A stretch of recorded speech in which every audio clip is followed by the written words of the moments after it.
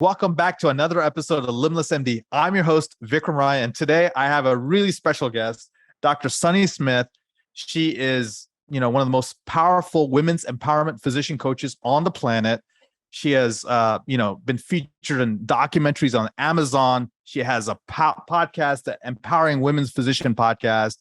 Her coaching and her mindset work has affected, thousands of people all across the country. And I'm so excited because she's going to really go deep with really what's going on with doctors. How can they, gain success, gain fulfillment, and then take it up a notch to the next level. So welcome, Dr. Sunny Smith.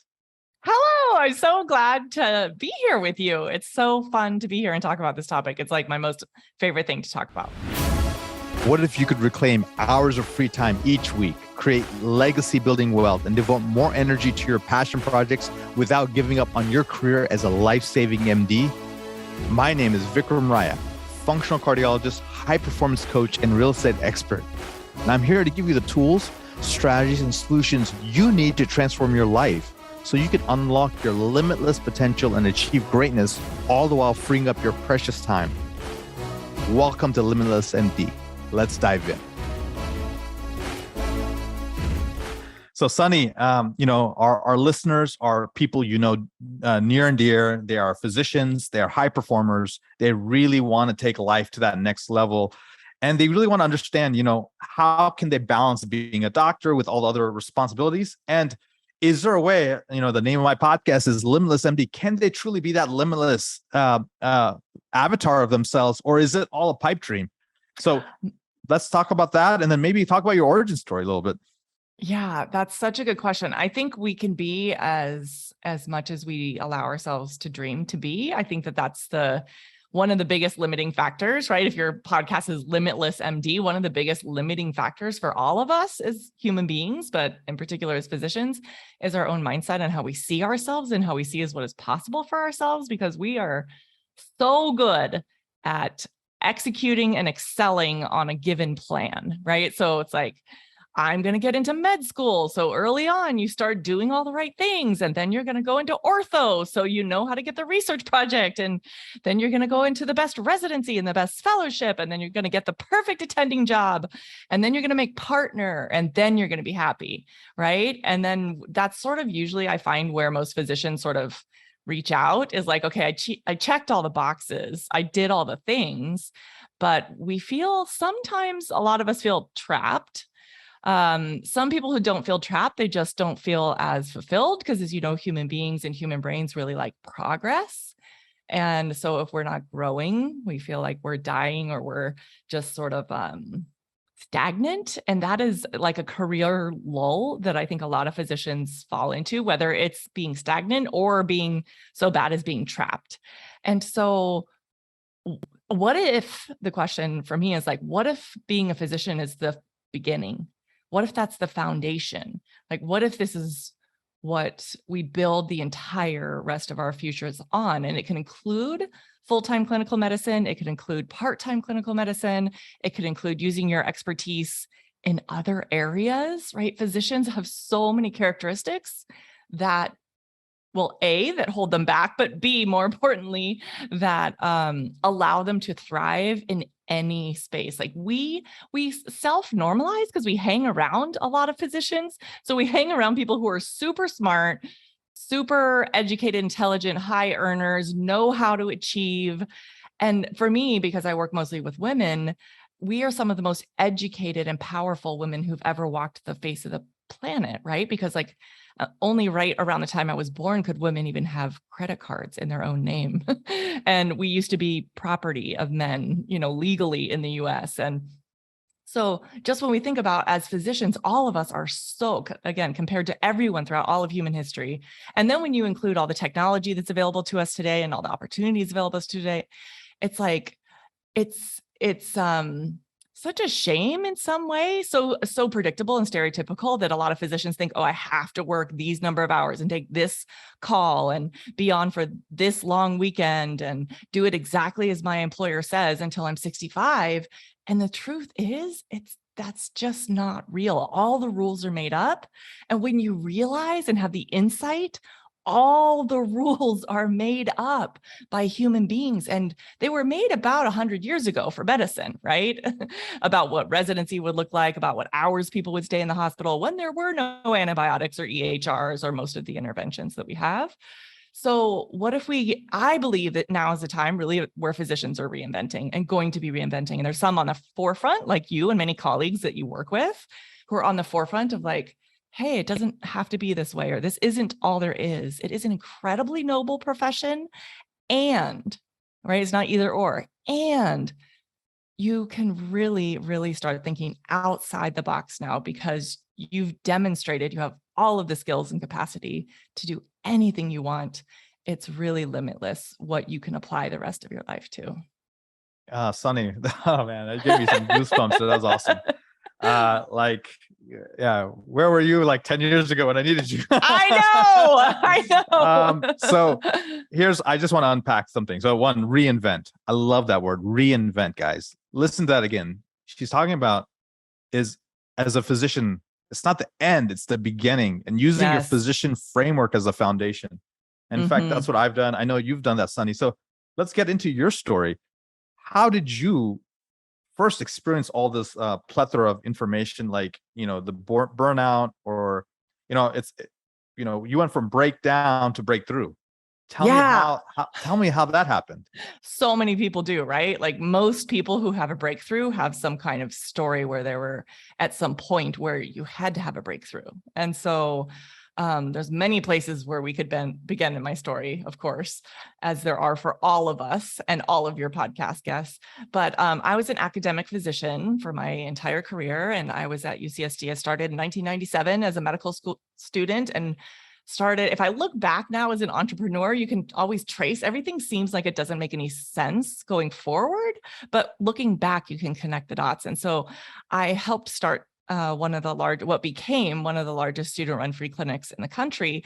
And now I see, and I later became the medical director, and we brought that from, $2,500 where I would bake cookies and Rice Krispie treats to fund something to help homeless people affected by homelessness and the working poor.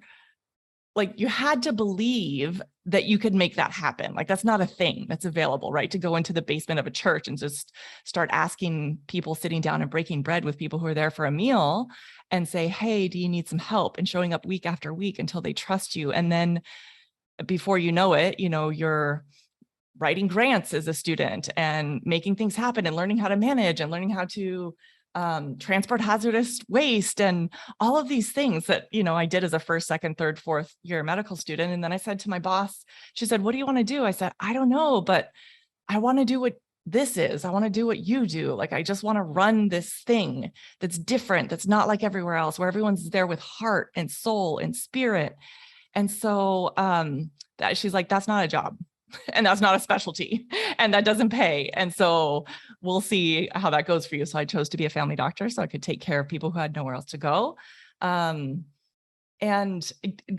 she then later was able to get some grants and called me when I finished my residency and said, hey, remember you said you wanted my job?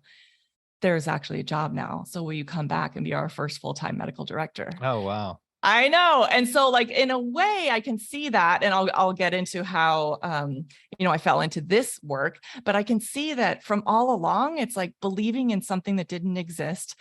And then we ended up growing that to a multi-million-dollar free clinic, the largest student-run free clinic in the country. And now most medical students have the opportunity to participate in a free clinic at their medical school. And we published our outcomes in JAMA, and our outcomes exceed any healthcare organization. And so just believing that excellence is possible, and believing that you don't have to look at the checkbox A, B, C, D and choose one of them. You could be like E, none of the above, right? Like, I know what I want.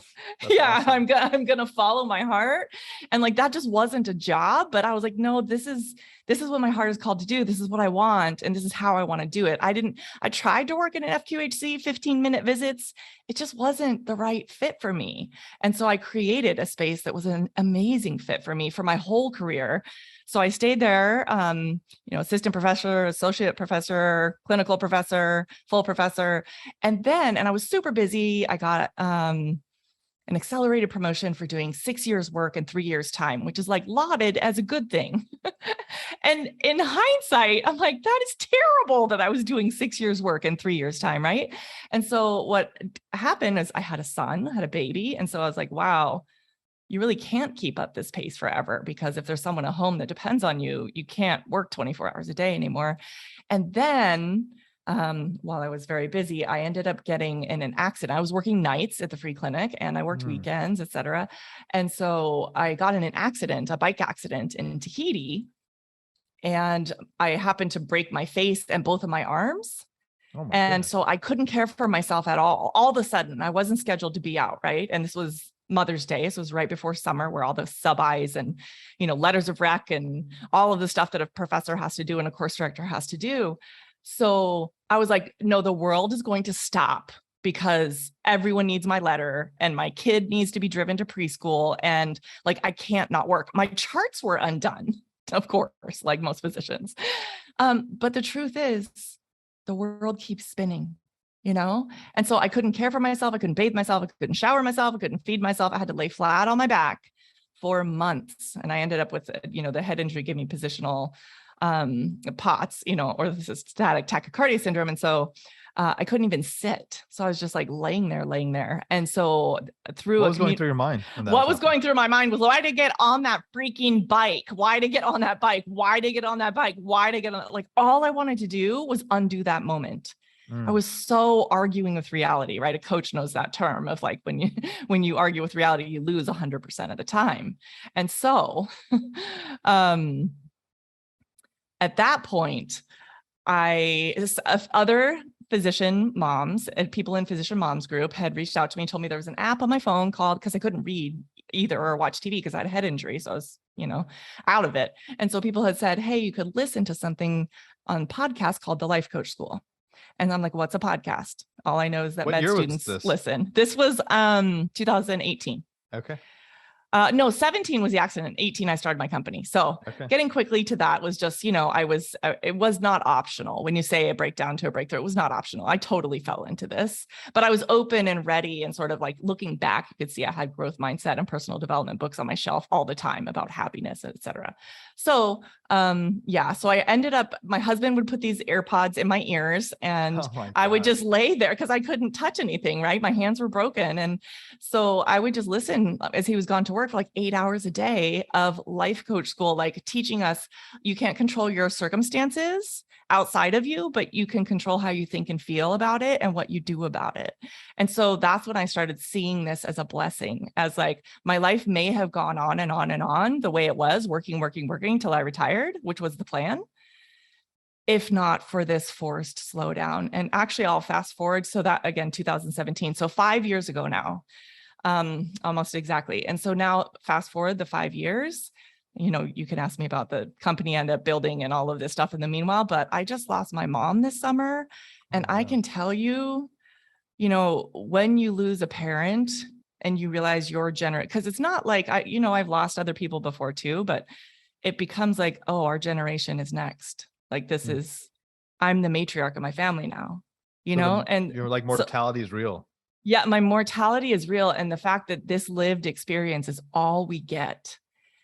I learned that when I couldn't care for myself. And I was just like, if I ever walk again, or if I ever feed myself again, I'll be so fortunate. And that was how I changed the mindset from that. How'd I get on that effing bike? Why didn't I not take that stupid bike ride? But now I'm like, that bike ride was the biggest blessing that ever came. And then I started reshaping and reforming my story about a lot of really painful things I had in my life. And then I started not wanting to be able to tolerate the life that I had been living. And so I just started. Hold on one second. I just want to, I heard you say something very interesting, not tolerate the life I was living. So you were ready to go screaming back to that life. Yeah. And you're cursing what happened. Right. And now you're like blessing what happened. And you're like, right. It was like a complete reframe of your previous life. Totally, because I noticed I was in forced stillness and everyone around me. When you were laying down and you were doing those podcasts and then something happened? So the podcast would teach me, I get to control how I think and feel about things. So I'm going to see this as a blessing and I'm going to see this as a force slowing and I'm going to get better. And thank goodness I'm alive. I could have died. I really could have died. I remember being on the operating table, about to go in and saying to my husband goodbye and thank you for giving me a good life. So just being here is a gift. Being here is a gift, and it's hard to take that gift for granted, when you're that close to it. And then you get busy and you forget. And so that's what we all do. We forget. We have these scares. We have something happen in our family. We forget. But when I went back, so my friends would come and visit me when I was slow, when I was very, very slow for stillness. And they're so busy. This charts. I'm just like, why are we doing this to ourselves? Just watching all my closest friends torturing their own souls with all of these constructs that we have in medicine about how fast we have to go, how the charts have to be done, how much call we have to take, how many hours we have to do. And then we have to drive the kids on the weekend. It's like, what are we all rushing to? Why are we doing this? Is this the life we worked so hard to create? Like there was supposed to be a pot of gold at the end of this rainbow. Have we been sold a bill of goods? What are we doing? And so then when I went back, all the things that used to upset me so much, I was like, it's really not that big of a deal. Like, I'm just not going to choose to opt back in to the way I used to live my life. And so I just saw everything very differently. And then I realized how much my mindset mattered. And then, once I finished listening to all 200 something of the podcasts that were out at that time, and I had never heard of coaching, life coaching, entrepreneurship. I ran a free clinic. Let me ask you a question, Sunny. I know a lot of doctors here think coaching is woo-woo. Oh, yeah. It's a very soft skill. Yeah. It's, maybe it's for executives and CEOs at most. Maybe it's like a business thing. How have you seen physicians either come around, or how are they starting to interact with this term coaching? And tell me about that. It's such a good question. I think this time frame really is the time that we're talking about. From, my accident was 2017, 2018. I decided to go ahead and sign up. I knew of one other physician. Her name's Katrina Ubel. And she actually just sent me an advanced copy of her book, but I knew that and it's coming out next month. But I knew of one human who was a physician coach. And so I told my husband, no, there's one other woman, and she was a pediatrician, and she doesn't sound crazy. She sounds totally normal. And so if she can do this, I think I feel called to do it too. And I'm not crazy. I swear to you, I'm not crazy. I'm not joining a cult. My husband's like, we both have great careers. Drink the Kool-Aid, right? Exactly. What are you doing? And so when I went there, I actually saw a handful of physicians who showed up to be trained as coaches too. I was like, whoa, there's other physicians right away. I'm like, what's your name? What's your number? Where do you work? What do you do? Let's all come together. And so since then, we've been growing and growing. And now there's over 300 of us who trained at the same institution. But so I knew it worked from my lived experience. These other physicians knew it worked from their own lived experience. And then in 2019, the leaders in physician coaching, so Tate Shanafelt, Lottie Derby, Mickey Trockle, all came out with an article in a randomized controlled trial that was published in JAMA, randomized, right? So physicians who got it coaching and physicians who didn't get coaching, they all raised their hand and opted in, but some had to wait.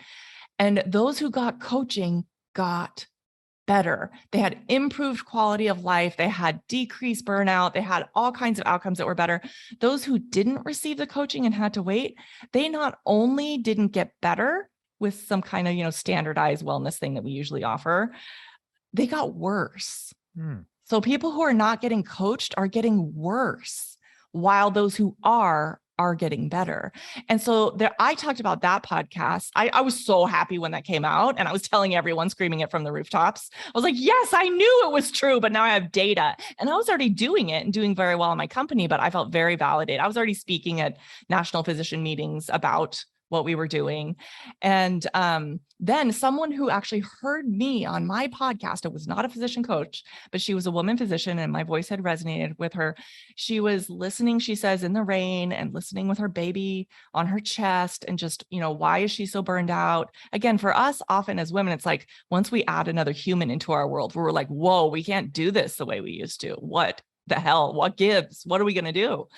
And so she went on and got trained later as a coach as well at the place where I trained. And then she made her own randomized controlled trial, which just got published in JAMA. And it showed the same thing as that. And this was for resident physicians. And they have very little control over their lives, right? Because people are like, oh, you have to change the system. And you do. It's both and. We do need to change the system. And while we're waiting for people to move the boulder, we can remove the pebble from our shoe, right? Like that's the thing. And so it works. You work on the system, but work on the self first.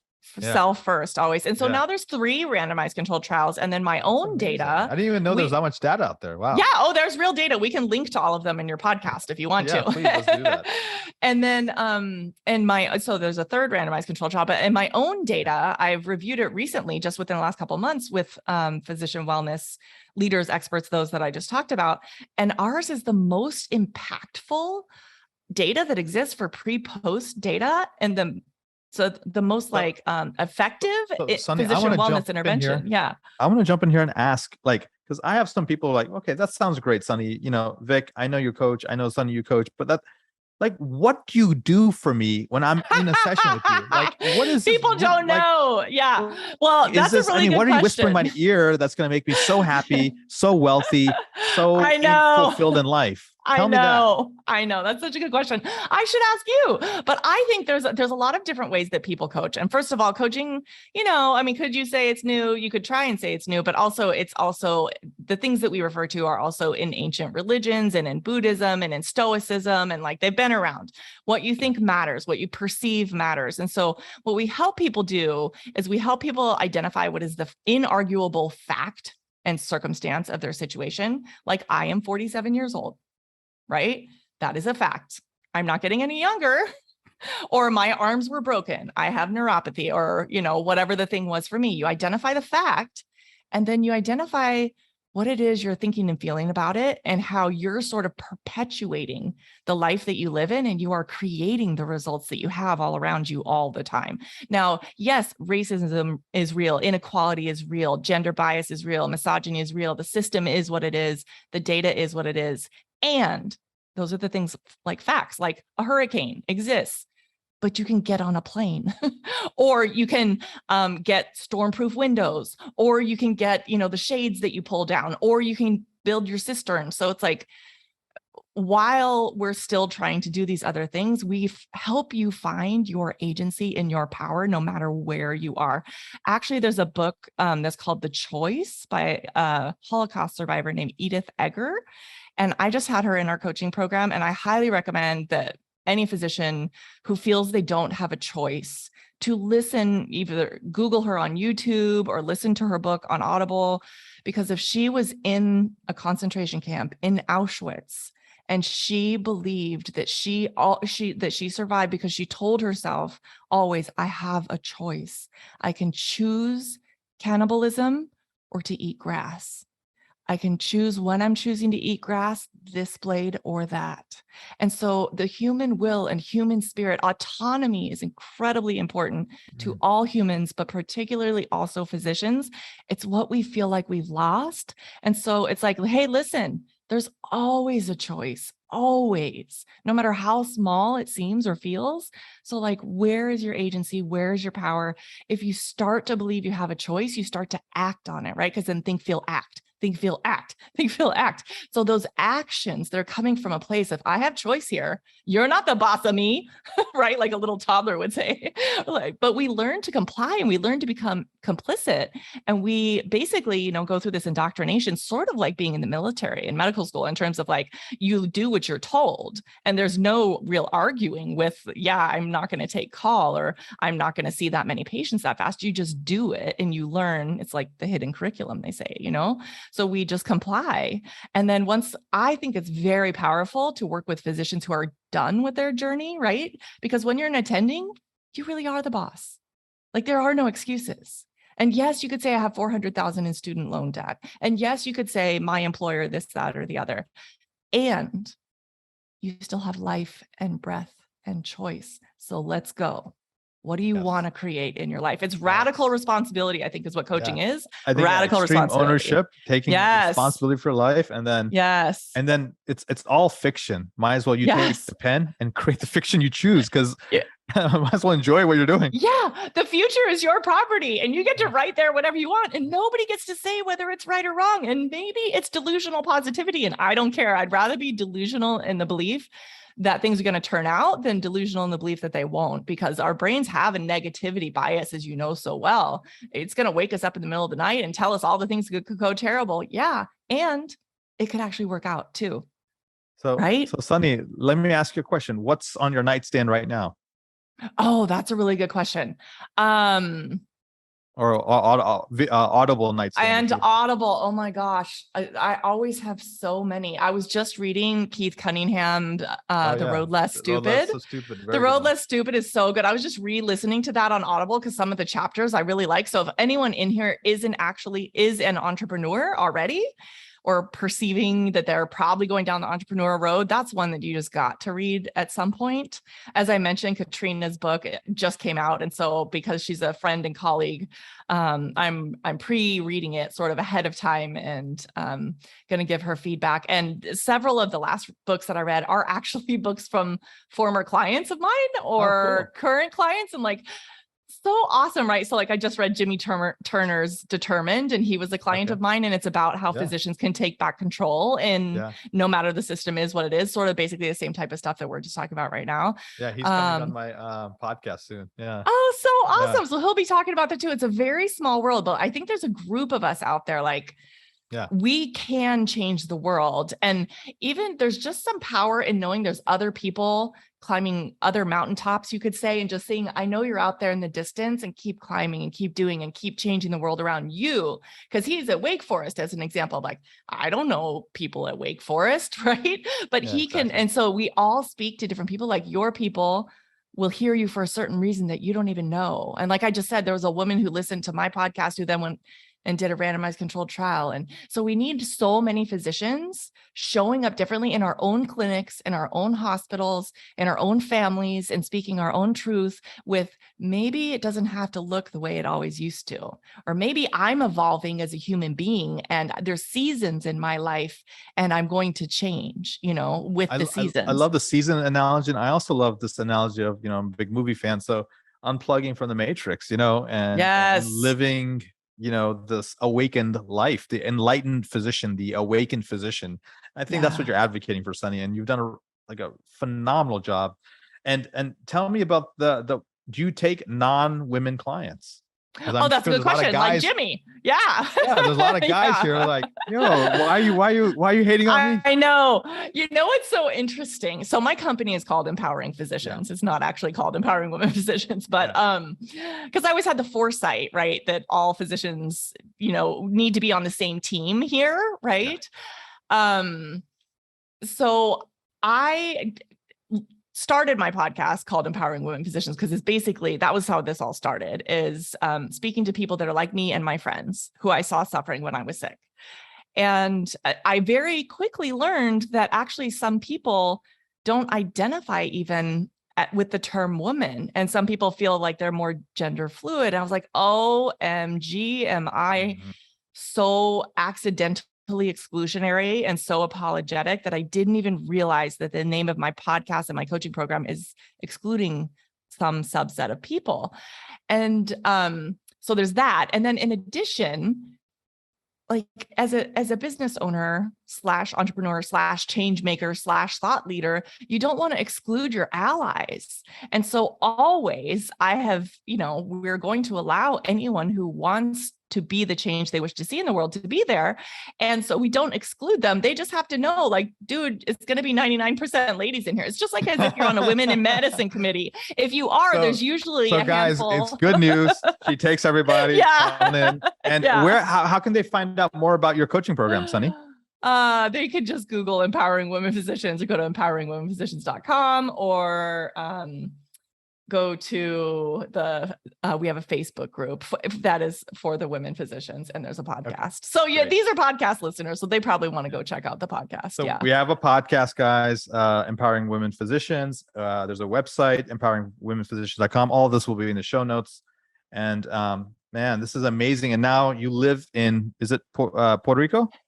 Yeah. So the story quickly goes that I went 80%, 60%, 17% at my full-time job. And then, running a multi-million-dollar coaching company requires you to step up and be a CEO and really deal with the whole, as I said, like I'm reading about how to manage people and manage teams and all of this. So this is my full-time job now. And it's amazing to surround myself with other women entrepreneurs in and outside of medicine who are making change. And so that is how I ended up in Puerto Rico, is because I was in San Diego because of UC San Diego School of Medicine.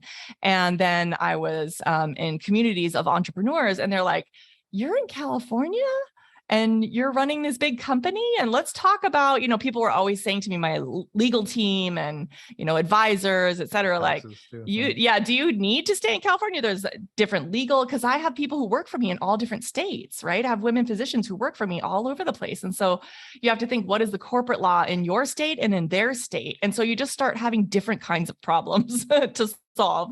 And so people recommended actually that I check out Puerto Rico. I was like, that is crazy. I'm never doing that. I can't imagine.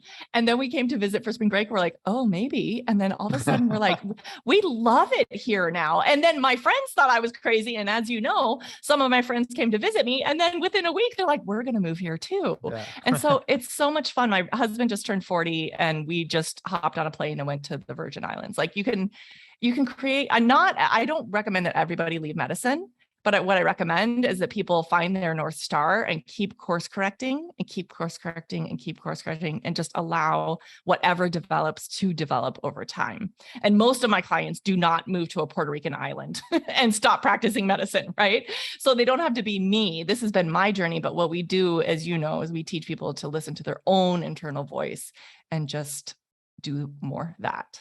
That's awesome, guys. Guys, this is a beautiful, beautiful, beautiful story. I love how authentic and raw you are with us, and you shared, your origin and everything you've done, and it's really about empowering physicians out there. And I'm an advocate for that. You are as well. And I want to thank you for sharing your wisdom, your knowledge, and all those resources as well. So, guys, please check out the podcast. Please check out the website and get into our ecosystem and our universe, because it's going to make you scale up, rise up, be the best version of yourself, expand from the caterpillar into the cocoon, into the butterfly that we're meant to be. And guys, until next time, be phenomenal. Thank you so much for listening to this episode of Limitless MD. If you found value from this episode, I encourage you to share this episode with a friend and let me know by leaving a review. For more information, make sure you check out the links in the show notes below or simply visit vikramraya.com. So until next time, my friends, be phenomenal.